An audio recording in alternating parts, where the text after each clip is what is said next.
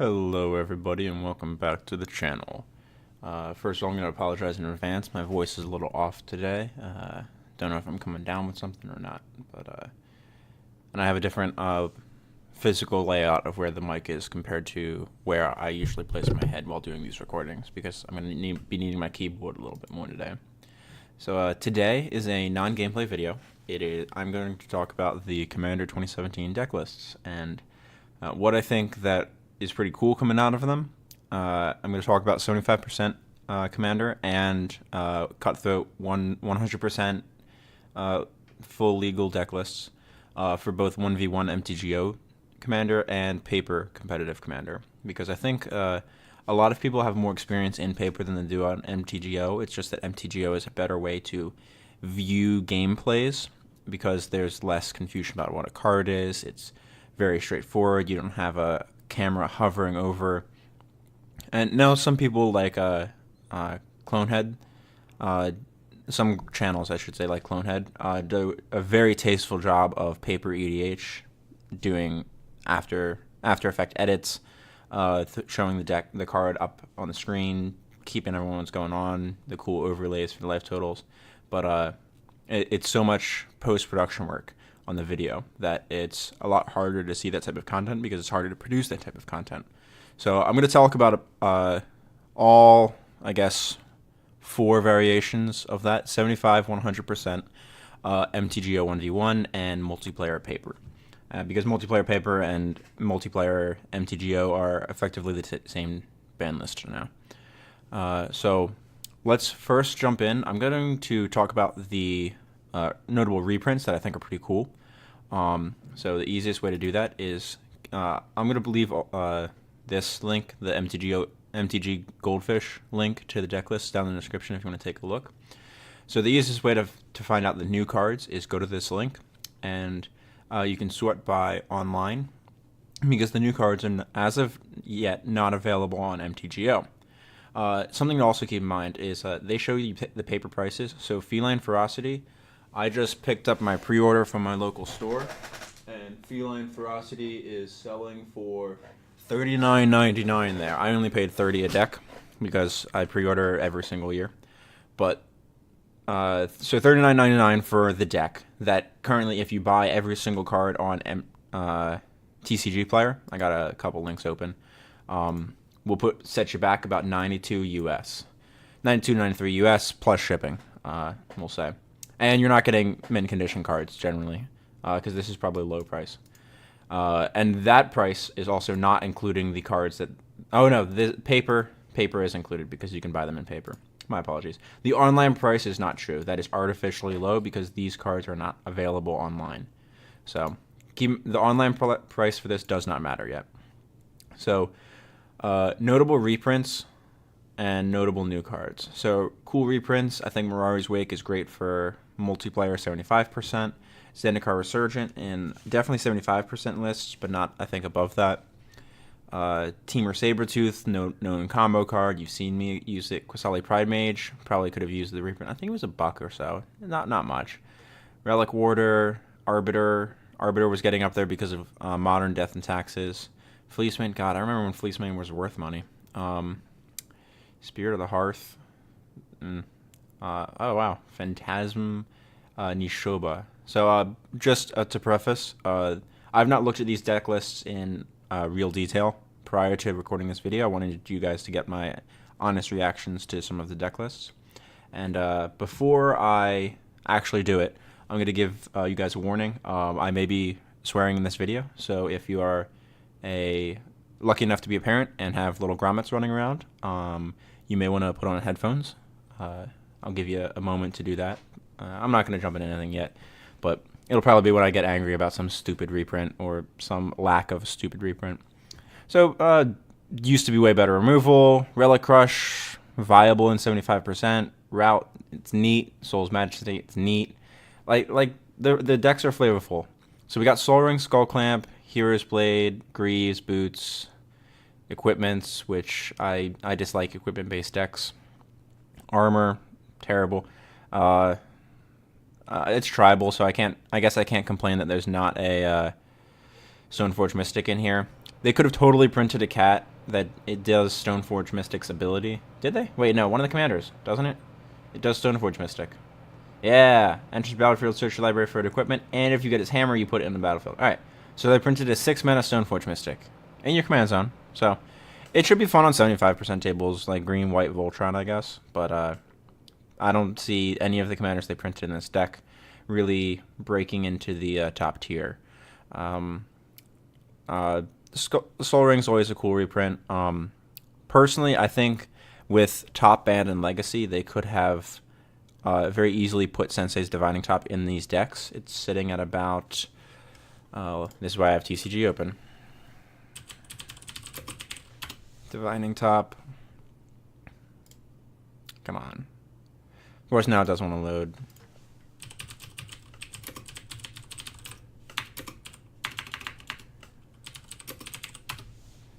Sensei's Divining Top, $11 on TCG. Oh, even better, 7, 8. Oh, 11 for the new one. So cool. Yeah, 9, exiled, about 32. Not bad. So you can totally get Sensei's Divining Top relatively cheap. It wouldn't have been an expensive card for them to put in these decks, which I think they definitely could have. Further note, this might be a longer video, so feel free to speed me up. I will not be offended, trust me. Let's see. Divine Reckoning, bad. Harmonize, reprinted to death. Cultivate.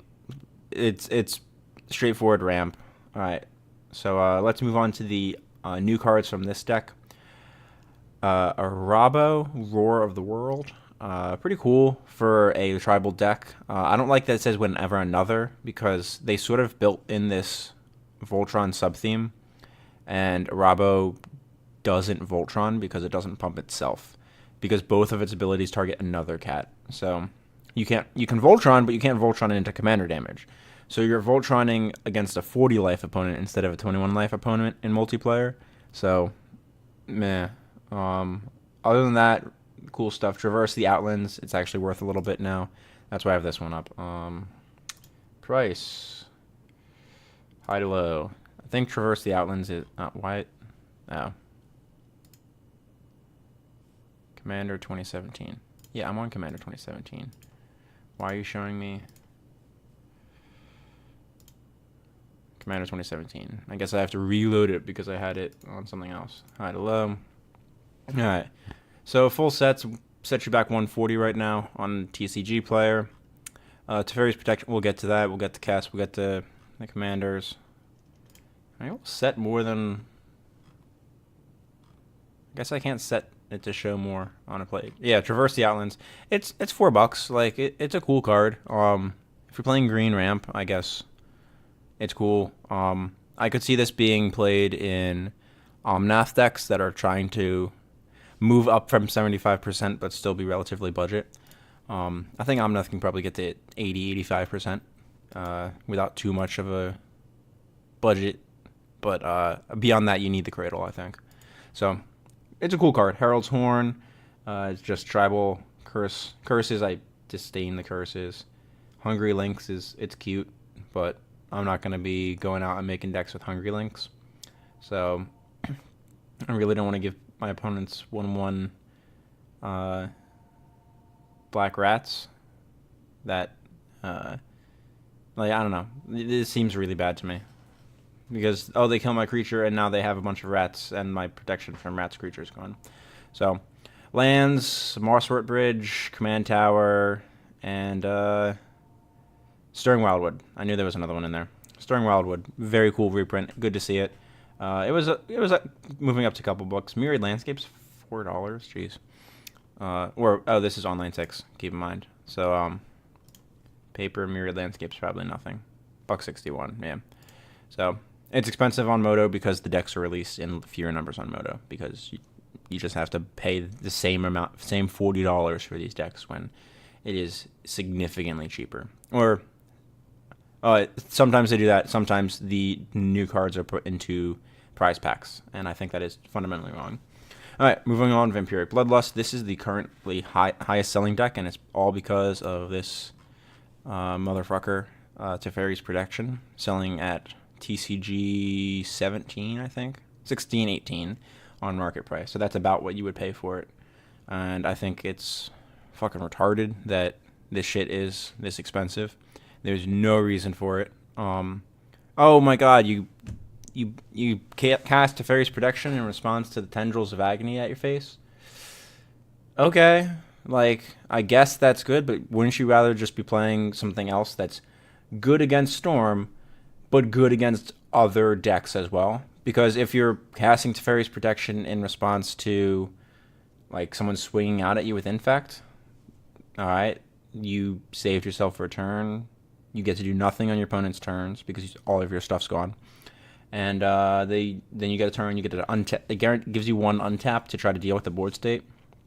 When in fact, it basically cycles Teferi's Protection, in my opinion, because you're trading the card that you drew here as Teferi's Protection for the card in your next draw step. So it says draw a card, untap all your permanents, I guess. I really don't think it's that good because, all right, it doesn't, for a competitive standpoint, Laboratory Maniac doesn't stop it. Brea combo doesn't stop it, goes off instant speed.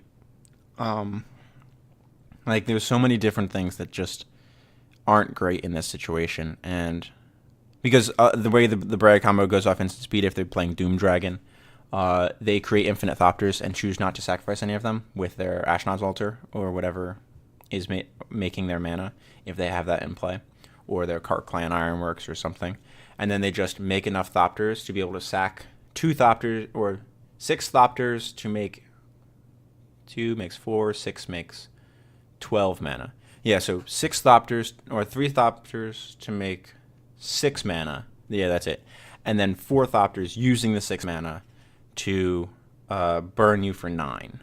And it's 9 Thopters equals 9 damage, effectively. So, is my opinion. Because they can just save their combo until your upkeep. You won't even get to draw the card. That said, it stops Doom Dragon if they don't have the sack outlet, I guess. But they still make an infinite number of Thopters, have all of their lands untapped. You're still not in a great spot. Doesn't stop Labman. If I said you can't lose the game until your next turn, your life total can't change. You have protection from everything, and you can't lose the game. This would be a very different conversation we're having because it just says no to Labman. And if you can't lose the game and they draw a card, I'm not really sure what would happen. I'd have to check with one of my buddies who's a higher level than I am. I would imagine maybe it would be a judge's call on the fly. I don't know. I don't know how MTGO would interpret it. That's a whole nother shit show. So, all right, let's jump back to deck list. I'm rambling a little bit. All right, am I on online? There we go. All right, so Edgar, pretty cool. Tribal, I'd rather play Queen or what's the red and hybrid from Fate Reforged. You know what I'm talking about. The one that brings back the Master of Cruelties for the one-shot combo. Definitely wouldn't play Kalia. Kalia is strictly 75% at this point, unless you are in Heads Up, and specifically Heads Up multiplayer ban list EDH. I don't think Kalia is good in any other format, and that version is played so infrequently.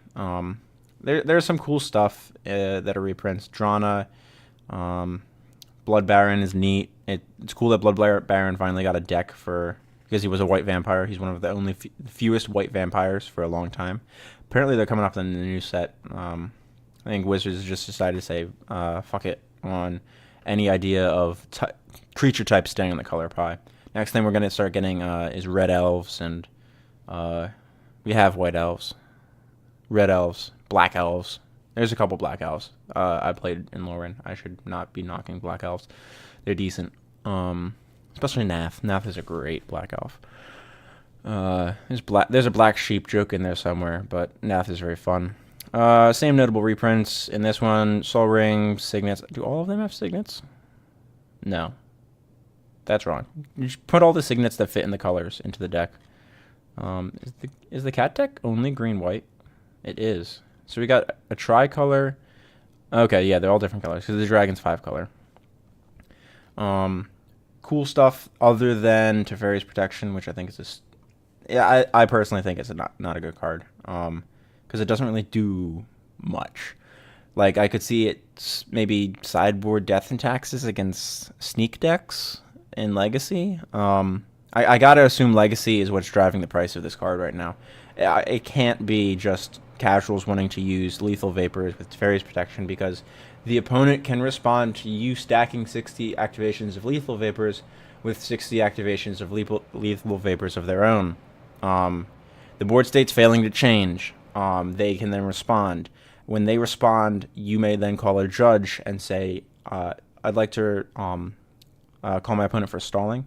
They're failing to change board state, and they're just continuously activating the same activated ability over and over, forcing me to respond with the activated ability. And because you've called over the judge and made a accusation, I guess, or a judge notification, we'll call it. Your opponent's required to change the board state in a meaningful way, I believe, is the way that plays out. And most likely what will happen is one of three scenarios. They activate it more times than you. You get a few turns, which you will probably win, because they will eventually get to untap and have all their stuff back. But you've had 4 to 5, 6 turns in a row to set up your board state where you're drawing cards, playing lands, and playing spells. Whereas your opponent has done nothing. The other board state is you end up skipping a few turns. They get 1 turn, and they get to...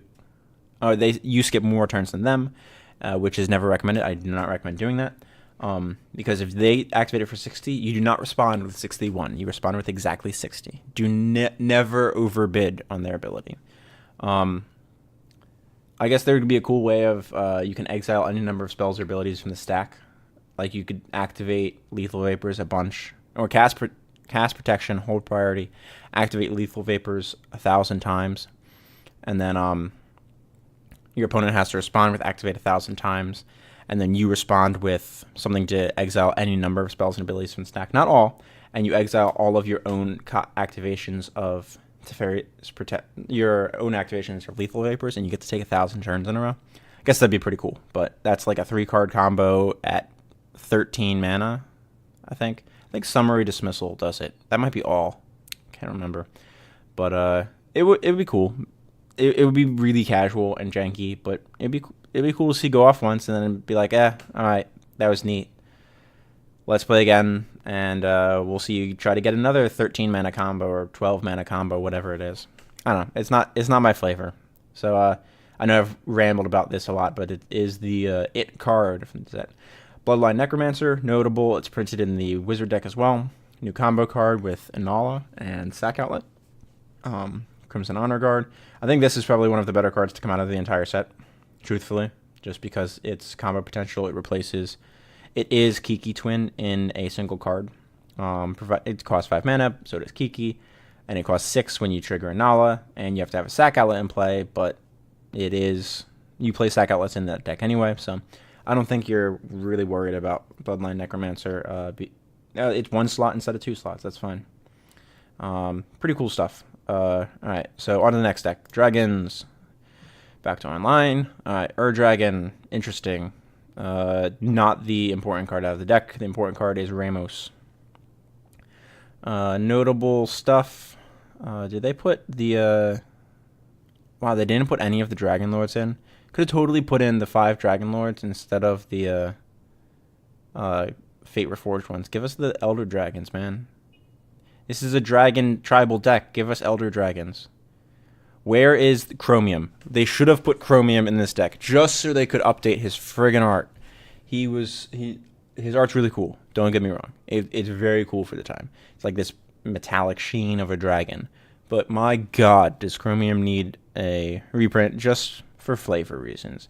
Croesus has gotten a reprint. Rith, the Awakener, has gotten a reprint. And Nicobolus has gotten like 4.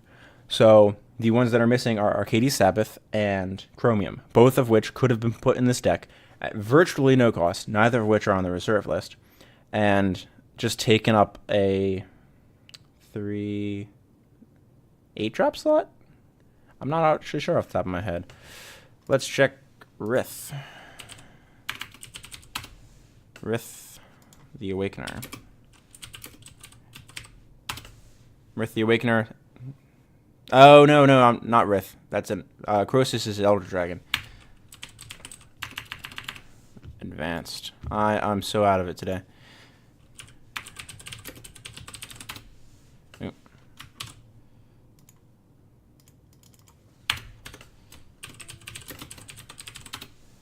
Arcades Sabbath, Chromium, skip these schmucks, Nicobolus, Palladium Ores, and Vivictus. Could have put in these 4 and just skipped out on Bolus. Totally doable in my opinion. Because you really don't want the deck that wants to immediately audible their commander into Scion of the Ur-Dragon, which is in the deck, and then have the Scion Nicobolus combo sitting in the command zone. Or Synergy sitting in the command zone. So put everything in the deck except Nicobolus. And all of the other Elder Dragons should have been put in here. Just for flavor reasons. Come on. Like, I don't want Niv Mizzet printed 4 times in the deck. Or Intet. Actually, no, Intet's only been printed once, I think. Oh, whatever. Croesus doesn't need to be reprinted. Broodmate Dragon. Yeah, it's flavorful. Spellbound Dragon? Really? Like, I don't know. I guess it makes sense with the high CMC of the deck. This deck is such high CMC, and like it gets a little bit of ramp, but it doesn't even get like the cool ramp spell of Traverse the Outlands. Like X basic land cards are X's greatest power among creatures you control. The commander is a 10/10. Let me search for 10 basics if I'm gonna have to play the precon of the deck in some game. But no, it's not. This is not the world to be doing that. Cool stuff. Same crap in the artifacts. Fist of Suns is neat. It makes sense. I've seen a few modern decks that use Fist of Suns. Cool reprints. Tygom I think is one of the coolest ones here, and Ramos.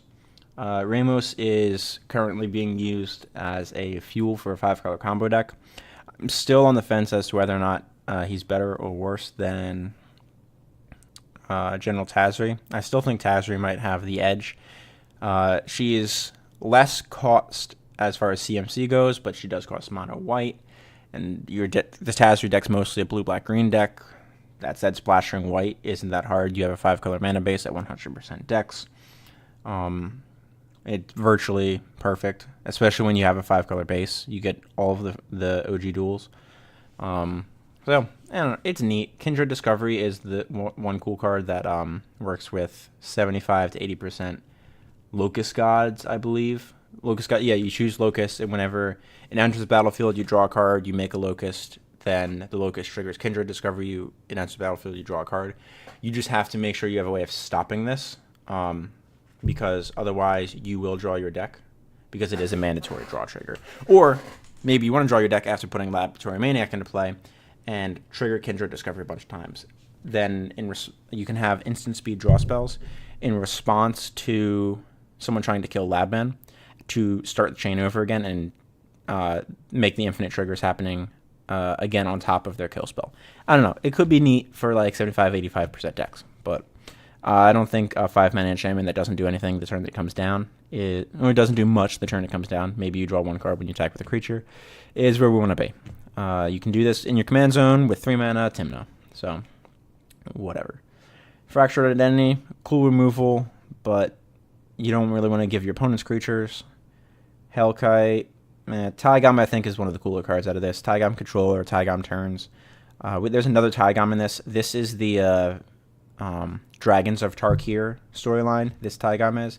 The other one is Khans of Tarkir, because the other one, it serves Sidisi in the lore.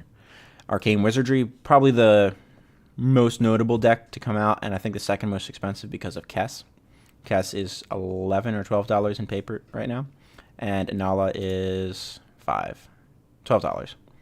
So definitely, all of these decks are definitely worth the cost, even if your store has raised the price to $50, because you're getting a cool, especially if you're a new player, you're getting a decent starting point to build 50 to 60% decks. Laminix did a cool video where they took the Arcane Wizardry deck and said, all right, $500 budget, the cards in the deck not counting against budget, so automatically you get Kess, to drop the overall budget of the deck by $12. You get Anala to drop it by $5.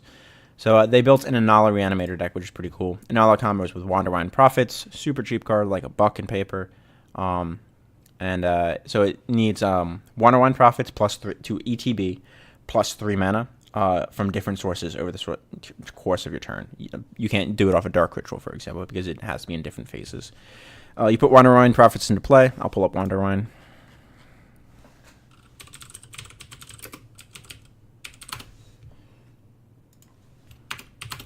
Wanderwine Prophets.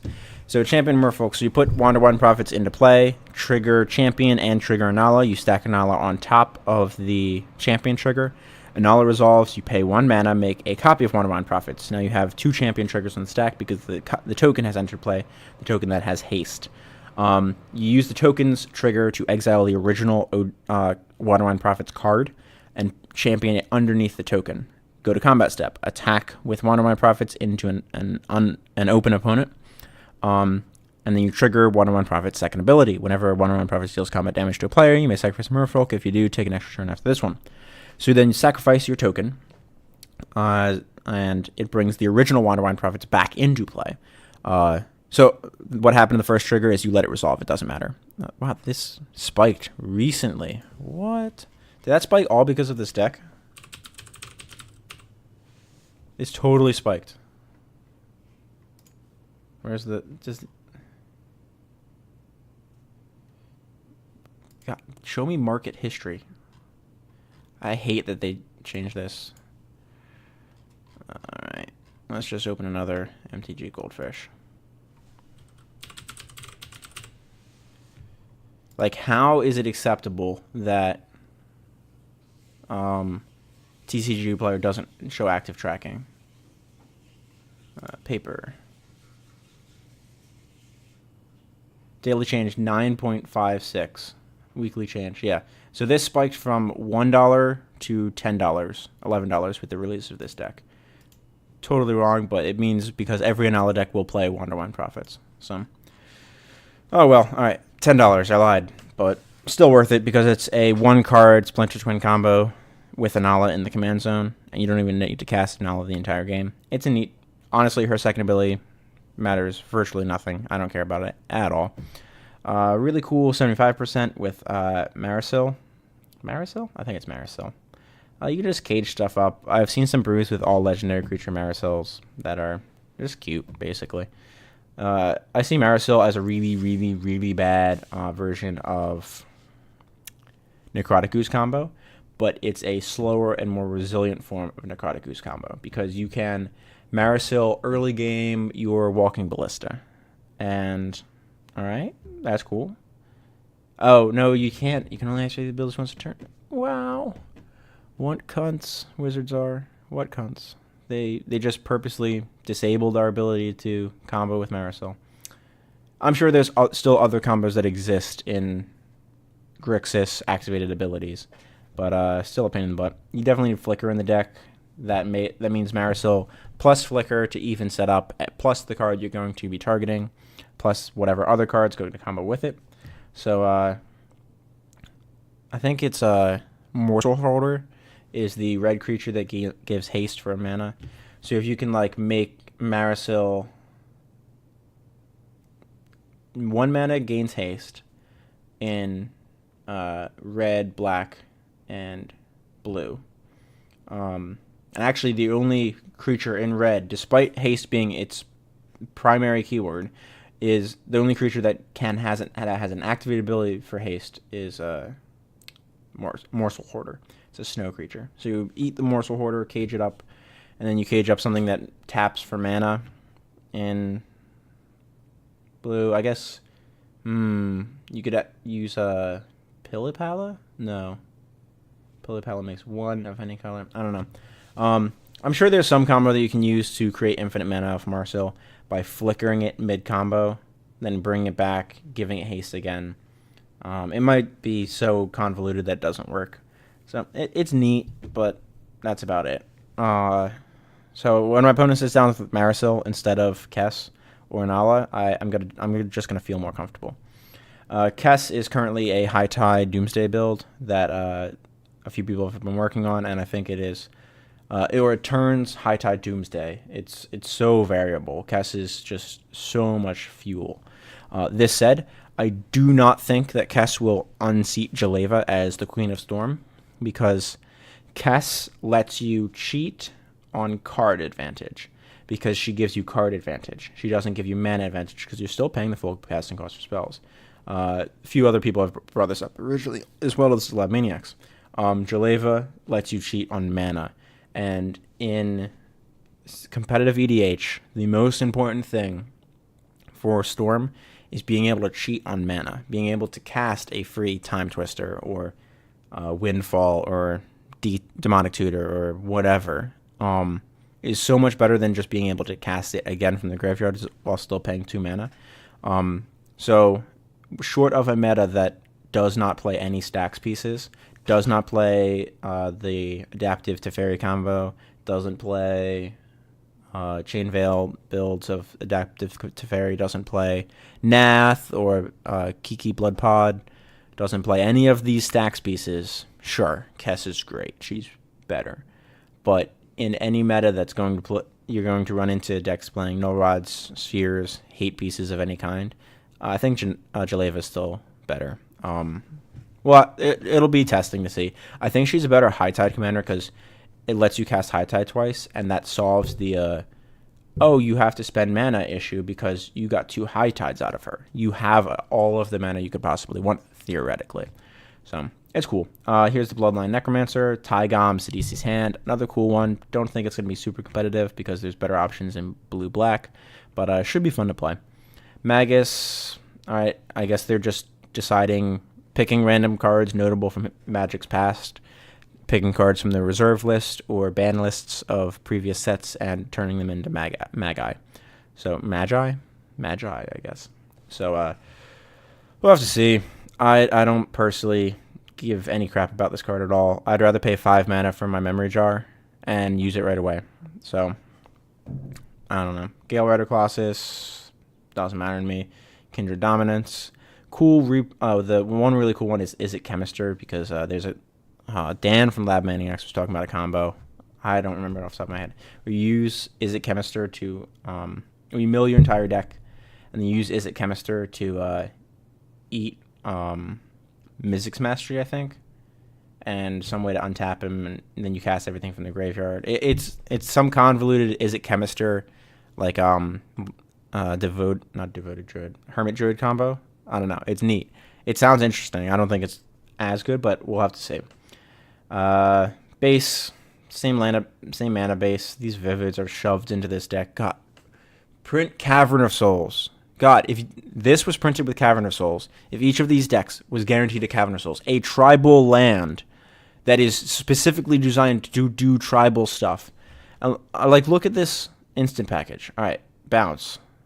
Where do you see counters? Polymorphous Jet, Silumgar's Command, check counters on non-creature. Cauldron Dance, no. Opportunity, no. Wait, counters? No counters in the wizard deck? No counter spells? All right, let's check the others. Rain, Crux, no? All right, how about Vampire? Oh, wait, you're not blue. There's no counter spells in any of these decks. That I don't even think they put the wizard counter in here. The pay blue. Yeah, no, they didn't. There's no counterspells in any of the decks. Just put Cavern of Souls in there. Because, for the love of God, it is a tribal deck. It is the most notable tribal land, I think, in all of Magic. Lorwyn lands don't even register in comparison to Cavern of Souls. Do you know how wildly these decks are printed? They are massively, massively printed. It varies with different sets. Now, keep that in mind. I think it was 2015 was very low printing, which is why you can still find copies of them, but those copies are exorbitantly expensive.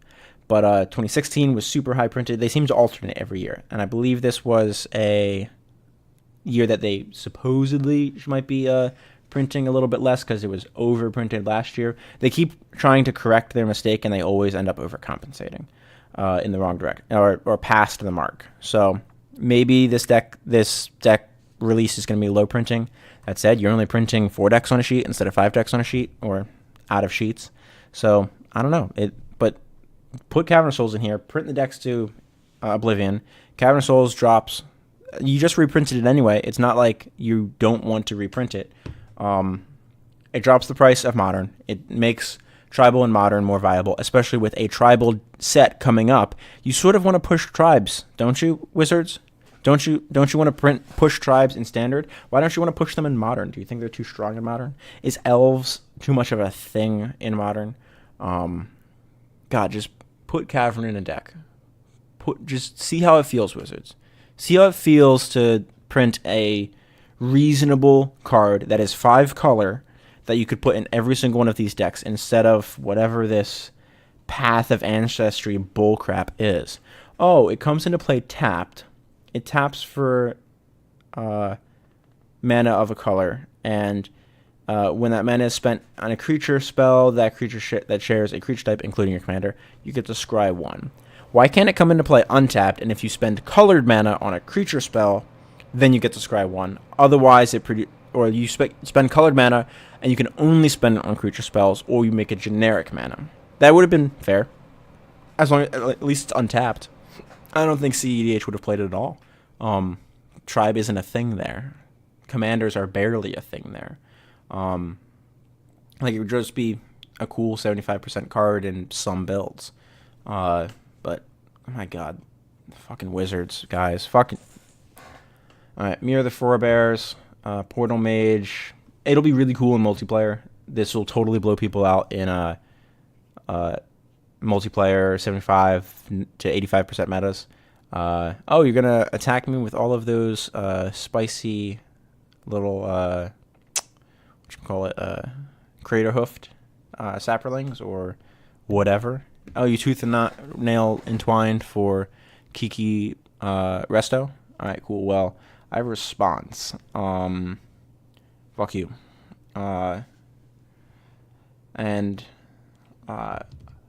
Actually, no, Kiki Resto doesn't work. Because they can copy another Resto, untap Kiki the Portal Mage. Nope, still works. Because they'll never get more than one Kiki activation. Because they could take Portal Mage and try to clone Portal Mage, but they would need 2 Kiki activations for that. Alright, it still works. Because they can't take and clone Portal Mage. Yeah, I'm correct. They can't take it anyway. I don't know why. Zealous Conscripts, that's what I was thinking. Because if they Zealous the Portal Mage, they can't use Kiki to clone Portal Mage, because they use the Zealous to untap Kiki, so that way they could do it. Or they use Kiki to make a Zealous, so that way they could steal your Portal Mage in response to its, or after its trigger has resolved, so they can reselect again. But it doesn't. They can't actually stop a Portal Mage. So you just send everything at some other opponent.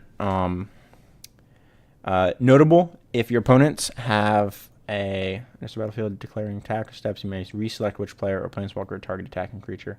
It's only target attacking creature? Oh my god, I thought it was all attacking creatures. I've just been rambling for a minute about something this card doesn't do. This is significantly worse than I thought. I thought it was redeclare attacker step. War Plans. This is a red-white card that does this. You decide how creatures attack and block this turn. But it's red-white. Like, it's match playing in Boros deck. Big surprise. Absolutely terrible mana base, or spell base in this Wizards deck. What is this? Like, what is this average CMC? 6? 5? Maybe, maybe 4 or 5. Keep in mind, Comet Storm will never be X0, so Comet Storm has to be counted as a CMC 3 minimum. Generally, it'll be more. They could have just put Rolling Earthquake here, because it's Rolling Earthquake, but I guess that's against the spirit of building an EDH deck. God, let somebody who has a mind, not myself, just let somebody who has in mind what Magic players want / would be good for their collections put in these decks. So, like, the most expensive cards, or most expensive reprints, I guess. Where's oh, I really screwed up. Wonder what. There we go. So most expensive reprint that they put in is Mirari's Wake at $7. Like, you could totally put a Rolling Earthquake, which is only 10, 20, I think, if you get the Rolling Earthquake. Oh, 5. It's a $5 card, and it totally could have been in that deck, but I guess they don't want to put a horsemanship keyword in a deck that doesn't have to do with horsemanship. Where's the banding horsemanship tribal decks, Wizards? Put that in. Let's really confuse new players. But truth be told, I think these are cool. They're cool decks. They're good value for someone looking to start building their collection or just work on expanding their collection. They're decent starting points for building competitive decks. I definitely think the Dragon one probably is the most usable, but one of the ones that needs the most work to become competitive. I think Arcane Wizardry is one of the ones that needs less work. You just need to fix the mana base, cut all of these spells as a flat minimum. Maybe you're not Rakdos Drum into the Royal Terminate, but cut most of the spell package. All of their enchantments, because they're absolutely garbage. There's a couple enchantments in this pile. That's why I say that. Yeah, curse. Cut most of the creatures. Probably keep Kess and Bloodline. And that's it, I think. I don't think you would keep another creature. Maybe Seagate. But so far, I'm always a fan of Wizards products. These will go up in value. They already have from MSRP. If you were lucky enough to get them at MSRP, you're great. If you got them below MSRP, like myself, for pre-ordering, you're in even better shape. You can either choose to hold on to it sealed or crack them open and toss all the garbage. I think the cool instances that this is going to have on CEDH is a new 5-color combo commander in Dragon Engine, a new Taking Turns in Tygon Blue-White, a interesting Reanimator in Inala, a neat Storm Commander in Kess. Notable cards that won't be commanders that are new is definitely the Is It Chemister. I guess some people are going to try to make Teferi's Protection work somehow. I just don't think it's going to. It's in this deck, right? Yeah, it's Teferi's Protection. And Bloodline Necromancer. The drawback of Necromancer is it needs, without Kess being in the command zone, or no, Inala being in the command zone, it needs some other card to work. What is it?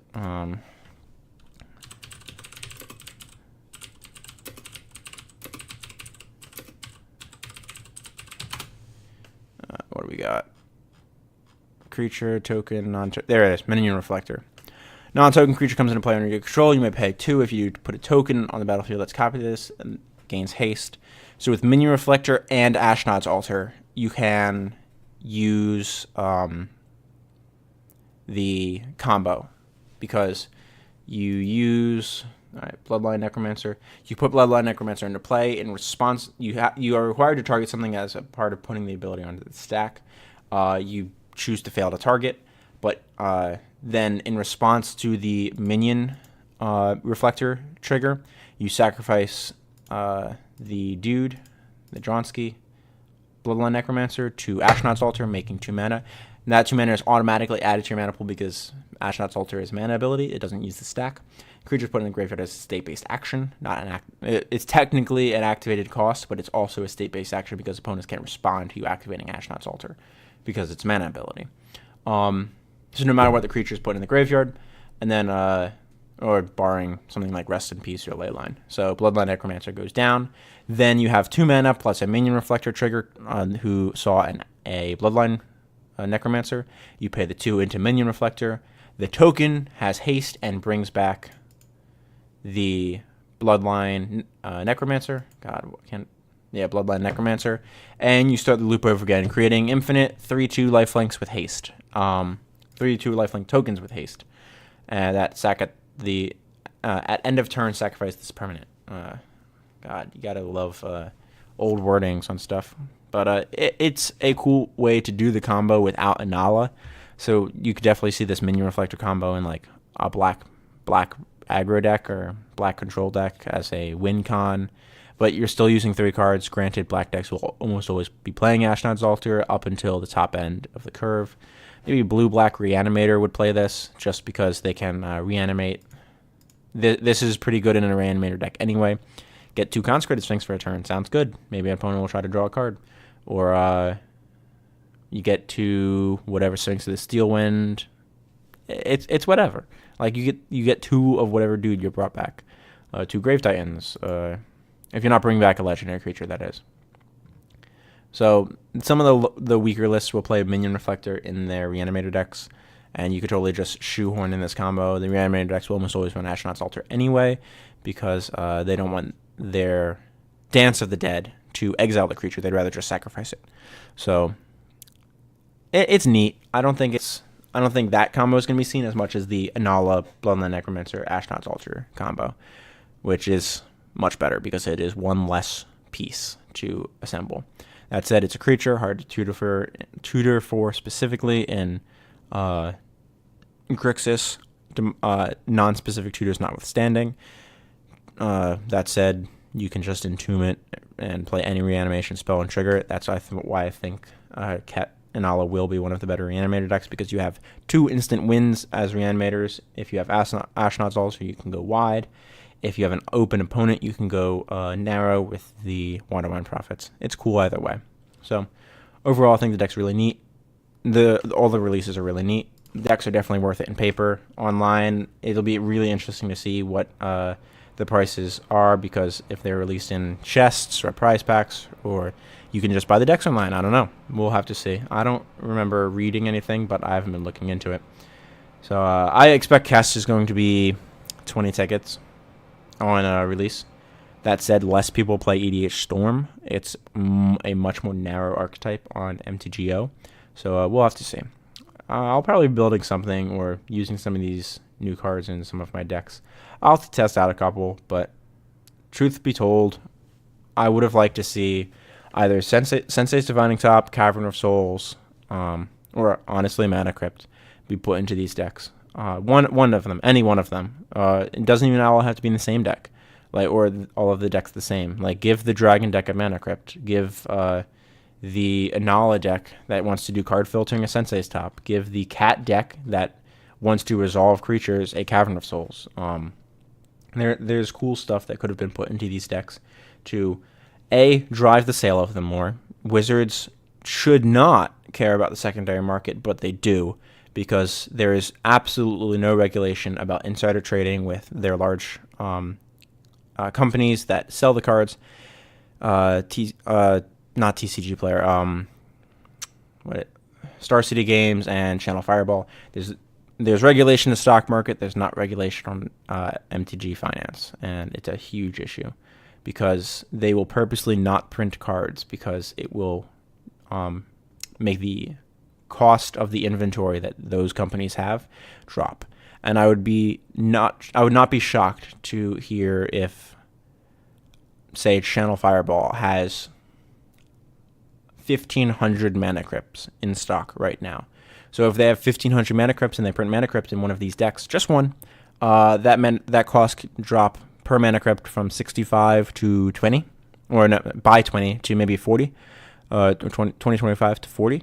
But that alone would drive the price of the deck up, and that means Wizards is making money. But they pissed off their secondary market shareholder effectively, and can't have that. But they shouldn't be caring about it. The reserve list shouldn't be a thing. I would love it if more people played Vintage. It was more accessible to people. But now I'm on a rant about reserve lists. I'm going to cut myself off there. If you like the content and you like me doing a little bit of these new set release reviews, especially with new cards coming out that might affect the format, especially this piece of shit right here, I think if you let me know in the comments down below, what do you think Teferi's Protection is doing in Magic overall to deserve a $17 on release price tag? Is it just because phasing is new to some of these new players? I use new in air quotes there, because they haven't really been exposed to phasing before. Is it just cool because it says you have protection from everything, instead of, like, it's the second card ever printed to say protection from everything on the card? I don't know. Let me know in the comments down below what you think it's going to be. It's definitely not Vintage. I have no qualms about that. It is not going to be a Vintage play card. Maybe Legacy sideboards, but Toxic Deluge was a much better sideboard card, and it was not 17 on release. And that was an anticipated low print set. I believe Toxic Deluge was 12 if I remember correctly, on release. I don't know. I ended up trading like 4 of my buddies for their deluges out of the decks that they bought. And they're like, yeah, I don't want to pay that much life. I was like, I'll pay 20 life all day long, because 20 life less is not 0. So, or most cases, it's not 0. Whatever big creature you have, I'd rather pay the life once for it to hit me than pay the life over and over and over again. So, what is Teferi's protection good for? That's the question of today's video, and today's slightly swear-filled content. Hope you guys enjoy it. Don't forget to like, subscribe, and share the video to anyone you think will enjoy this and my channel overall. Like I've said, I have a new goal for this year. We've passed mid-year, so I figured it's time to set another goal. We have a goal of 2,000 subscribers by December 1st. And I think with all your help, liking the videos really helps me out. It throws it up on those sidebars when people watch other Magic content, and I get about a third of my viewership from people who just stumble upon my channel. So that means 60% is not people who stumble upon my channel.